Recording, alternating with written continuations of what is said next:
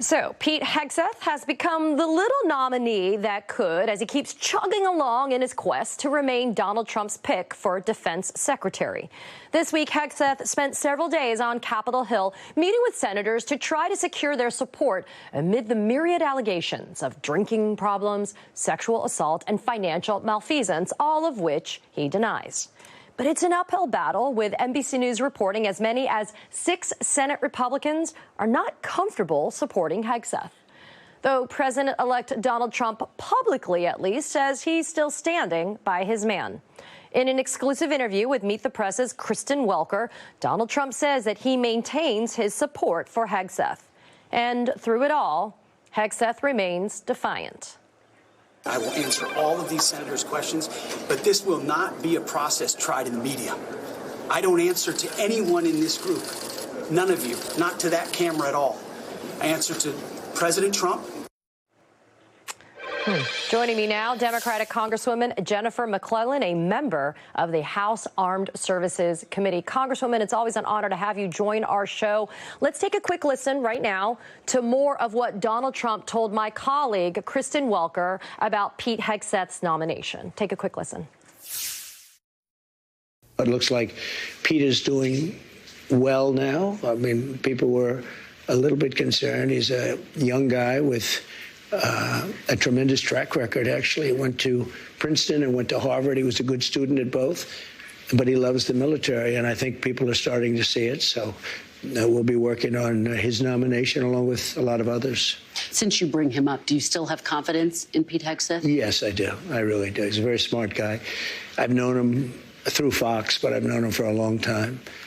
And he's basically a military guy. I mean, every time I talk to him, all he wants to talk about is the military. He's a military guy. Have you gotten assurances from senators that he's going to be confirmed? Do you think he can make it? No. I think he will, yeah. I've had a lot of senators call me up saying he's fantastic. You don't drink yourself. No. You've talked about how devastating drinking can be. Yeah. How concerned are you that the person who you picked for this top job at the Defense Department, at least according to those who've worked with him, has struggled with drinking? But I've spoken to people that know him very well, and they say he does not have a drinking problem. Right. I mean, Congresswoman, denial is not just a river in Egypt here. Trump saying that he's known Hegseth through Fox News. I mean, that should not be a qualification for a job like defense secretary, but yet here we are finding ourselves having this conversation. When did competency and qualifications get kicked out the door by Republicans? You know, that's a very good question. This appears to be a full cabinet that's more a cast of a TV show, of a reality show, than a cabinet that would be qualified to run the agencies they have to run. And Pete Hegseth is particularly concerning because he has no qualifications that show he can run an agency as large as the Department of Defense that is important to our national security as it is, that he can continue to lead in a way that keeps our armed forces ready for the problems that they could face. And his allegations around sexual assault, around drinking on the job, financial impropriety in the organization he did run, are all very concerning.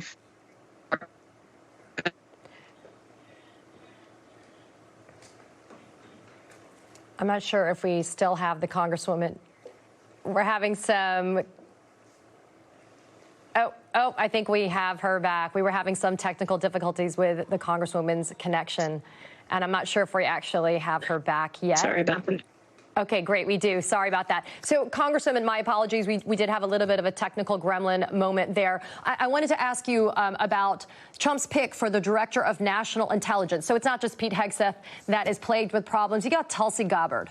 She also faces obstacles. On Thursday, nearly 100 former national security officials released a letter calling for closed-door confirmation hearings to carry out a full review of government information about Gabbard. As a member of the House Armed Services Committee, how concerned are you about the security of our country with someone like Tulsi Gabbard as DNI? I'm very concerned. She has shown a closeness and admiration for authoritarian leaders of countries that are our adversaries, particularly Russia and Syria. And I have deep, deep concerns about whether she would hold our national security secrets or whether they would fall in the hands of people that should not have them. She again shows that she has no qualifications to lead this agency, and particularly when you combine her with Pete Hegseth at the Department of Defense, I am extremely concerned about these two candidates.